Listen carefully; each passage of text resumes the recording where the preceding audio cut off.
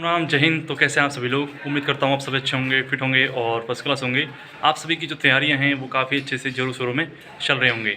आज एक सवाल का जवाब आपको देने में आया हूँ। एक ही रहेगा, दो भी नहीं रहेंगे। और सवाल ये था कि क्या हम अदर स्टेट में जीडी का एग्ज़ाम दे सकते हैं या नहीं दे सकते। मैं यूपी का हूँ, क्या मैं हरियाणा में एग्ज़ाम दे सकता हूँ?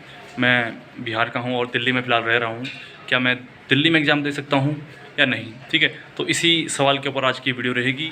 और अगर वीडियो अच्छी लगती है तो लाइक शेयर सब्सक्राइब करना मत भूलना, ठीक है।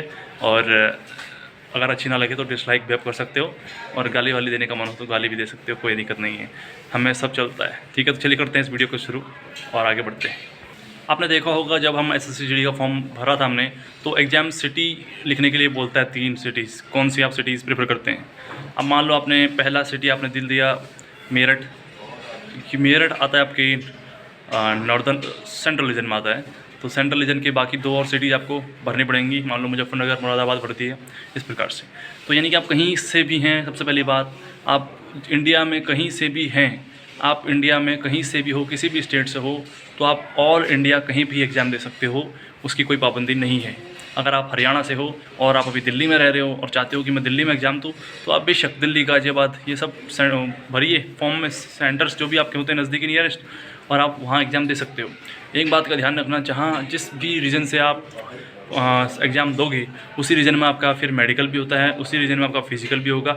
लेकिन जो फाइनल सिलेक्शन होता है, जो फाइनल सिलेक्शन होगा वो होगा आपके डोमिसाइल, आपके स्थायी निवास के बेसिस पर।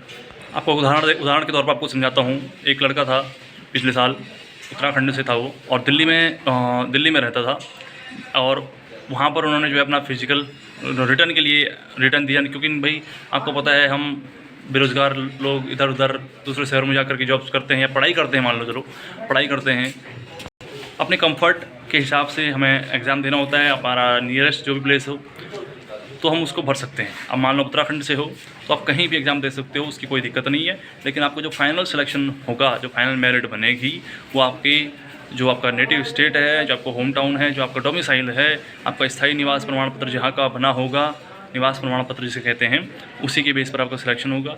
तो एग्ज़ाम आप कहीं भी दो, फिज़िकल आप ऑल इंडिया कहीं भी दो, मेडिकल आप किसी भी स्टेट में दो, उससे कोई फ़र्क नहीं पड़ता है। फाइनल सिलेक्शन जो होगा वो आपके डोमिसाइल के बेस पर ही होगा, और जो आपकी मेरिट बनेगी, जो आपकी लिस्ट में नाम आएगा, वो भी आपके स्टेट के ही बेस पर आएगा, ठीक है। कई लड़कों को देखता हूँ यार, वो कहते हैं यार तुम हरियाणा के हो और दिल्ली में आके एग्ज़ाम दे रहे हो, तुम जो है यूपी के हो और यहाँ बंगाल में आके एग्ज़ाम दे रहे हो। एग्ज़ाम देने से कोई मतलब नहीं बनता। दिक्कत तब है जब आप यूपी के हो और किसी दूसरे स्टेट का फर्जी डोमिसाइल बना के एग्ज़ाम दे रहे हो या कुछ भी कर रहे हो, तो उसमें दिक्कत है। वैसे कोई दिक्कत नहीं है, ठीक है। मैं उम्मीद करता हूँ आपको ये वीडियो समझ में आ गई होगी। तो आप एग्ज़ाम कहीं भी दो, फिज़िकल मेडिकल कहीं भी दो, लेकिन आपका सिलेक्शन जो होगा वो आपके स्टेट के बेस पर ही होगा, आपके जो डोमिसाइल है उसके बेस पर होगा, ठीक है। तो उम्मीद करता हूँ आपको समझ आया होगा, और अगर आपको ये वीडियो अच्छी लगी है तो लाइक शेयर और सब्सक्राइब करना मत भूलना, ठीक है। तो फिर मिलेंगे, तब तक के लिए बाय बाय, टेक केयर, जय श्री राम।